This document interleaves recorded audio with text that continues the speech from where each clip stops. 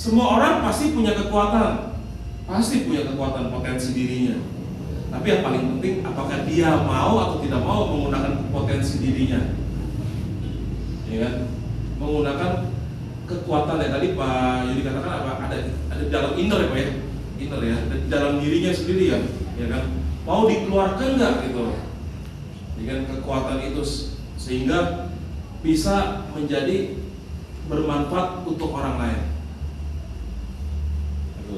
Dalam meraih suksesnya, manusia itu dibagi oleh tiga tipe. Yang pertama, ya, manusia yang sukses tapi merugikan orang lain. Jadi ini manusia sukses tapi merugikan orang lain, banyak ya. Ya, jadi dia main sikut-sikutan, dia naik posisi sukses tapi sikut, ya kan? Di tempat kerja pun banyak terjadi seperti itu ya. Main sikut-sikutan, dia politik di tempat kerja seperti itu.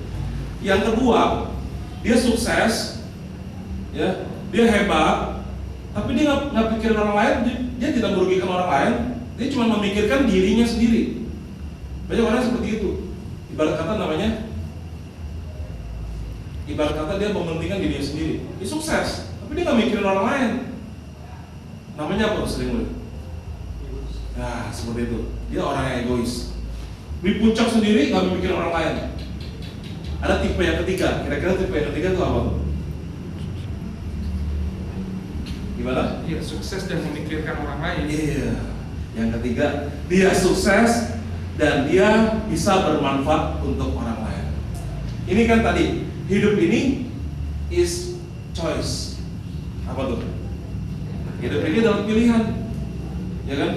Kata Pak Yudi tadi ya, the map is not territory. Pemikirannya terserah, ya, pilihannya terserah. Ya, hidup ini pilihan kita. Ya, mau milih yang pertama boleh, mau milih yang kedua boleh, mau milih yang ketiga boleh. Silakan, gitu loh. Ya, tapi pasti kebanyakan dari kita semuanya, apalagi Maci Baku ini, Maci Baku Saraswati, karena saya juga anggota Maci Baku juga, ya, saya di Jakarta, ya, Maci Baku antusias, ya kan, pasti mau bermanfaat untuk orang lain. Ya, ibarat kata menjadi manusia yang mulia. Ya, manusia mulia itu adalah manusia yang bisa bermanfaat untuk orang lain. Apapun yang kita lakukan bisa bermanfaat untuk orang lain. Termasuk saya menulis, ya kan, saya sangat senang sekali ya ketika tulisan saya itu bisa bermanfaat untuk orang banyak. Ya kan?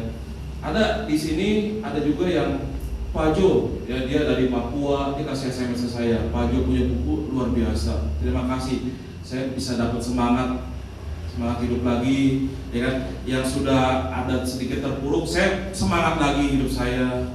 Ada juga yang dapat email. Saya padahal nggak pernah kenal dari dia, nggak pernah kenal dengan dia, ya, dari Aceh. Ketika Aceh pernah tsunami tahun 2004, ya, dia itu email ke saya, ya, Pak Jo, buku Pak Jo itu membuat saya tambah semangat. Dia dua kali kena jatuh juga sama seperti ini, ya kan? Jatuhnya kenapa? Yang pertama usahanya bangkrut Pak, ya, baru dia mau naik lagi. Yang kedua kena tsunami Pak, ya. Dia baca buku saya, dia akhirnya bertindak, ya, dia baca buku saya, ya kan? Dia baca buku saya, setelah itu dia pergi ke Medan. Dia mulai lagi usaha baru di Medan.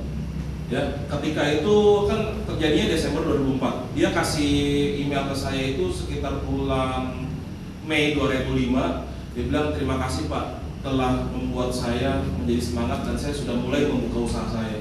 Banyak kesaksian yang bisa saya sangat senang sekali. Nah, itu saya bisa bermanfaat untuk orang lain. Itu maksudnya apa yang bisa kita berikan kepada orang lain, ya, sesuai dengan potensi kita semuanya. Pasti setiap manusia ada potensi dirinya sendiri gitu loh.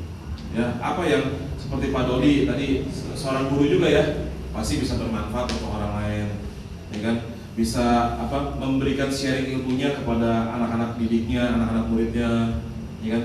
Dan semuanya pasti bisa punya satu potensi diri untuk bisa bermanfaat untuk orang lain. Ya, ini yang paling penting, semangat baru ini, ya, berani memulai, Ya, setelah itu punya semangat yang baru ini. Ya, semangat yang kalau misalnya di buku juga ditambah, mungkin pernah dengar ya, Gambate Kudasai. Ya, maksudnya berjuang habis-habisan memberikan yang terbaik.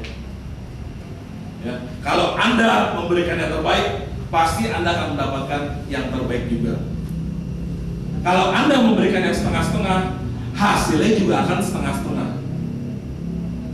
Ya, hasilnya itu akan sesuai dengan apa yang kita berikan. Ya kan? Apa yang kita tanam pasti itulah akan kita, ya seperti itu. Jadi apa yang kita, misalnya kan nggak mungkin tanam biji jeruk kan keluarnya mangga gitu, ya kan nggak mungkin kan seperti itu kan. Jadi itu adalah proses yang sangat alami sekali. Kalau kita berikan dengan sepenuh hati, ya pasti akan hasilnya juga akan yang terbaik, ya seperti itu ya. Nah ini Gambate Kudasai ini artinya lakukan sebaik mungkin, jangan pernah menyerah dan berikan usaha terbaik. Ya, ini kalau dibahas apa bahasa ininya ada bahasa Arabnya ya, ada ya manjada wajada.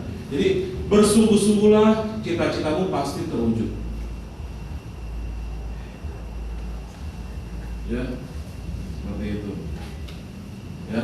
Nah, tapi harus perlu diingat juga, bagus itu adalah bagus, kata bagus itu, ya, itu adalah musuh terbesar dari kata terbaik. Coba dipahami dulu. Kata bagus adalah musuh terberat dari kata hebat atau terbaik.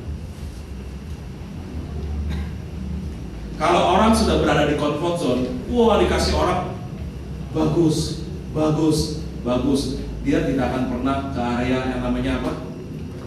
Comfort zone, daerah yang harus membuat dia tertantang posisinya. Ya, jadi kalau orang dikasih kata bagus, ya itu sebetulnya harusnya dia harus punya semangat terus-menerus mempertahankan semangatnya, jangan cepat puas. Ya, jangan cepat puas dengan kata bagus, karena masih ada lagi yang terbagus, terbaik. Ya, katanya if better is possible, ya, good is not enough. Ya, apa tuh kata-katanya tuh? Kalau bahasa Indonesianya apa tuh berarti itu?